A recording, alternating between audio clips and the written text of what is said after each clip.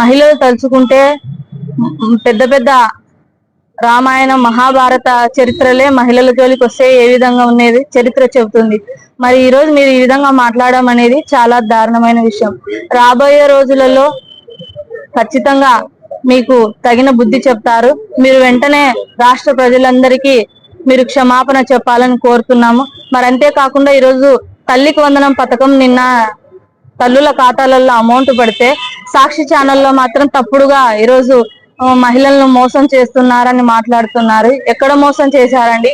ఈరోజు నా వార్డులోనే దాదాపు 90 లక్షలు దగ్గర దగ్గర ₹1,00,00,000 700 మంది పిల్లలకు తల్లికి వందనం పథకం వచ్చింది. మరి ఈ విధంగా చంద్రబాబు నాయుడు గారు ఇచ్చిన హామీలన్నీ నెరవేర్చుకుంటూ వెళ్తుంటే సూపర్ 6 లో దగ్గర దగ్గర 5-6 సూపర్ 6 పథకాలను అమలు చేస్తే మీరు ఈ రోజు మాట్లాడడం అనేది చాలా దారుణమైన విషయం. అబద్ధాలకు అక్రమాలకు సాక్షి ఈరోజు YCP party care of address గా మారింది. రాబోయే రోజులలో మీకు ఖచ్చితంగా తగిన బుద్ధి చెప్తారు. మీరు ఇలా మాట్లాడడం అనేది సమర్థించడం అనేది చాలా తప్పు. వెంటనే మీరు ప్రజలందరికీ క్షమాపణ చెప్పాలని నేను ఈ విధంగా డిమాండ్ చేస్తున్నాను.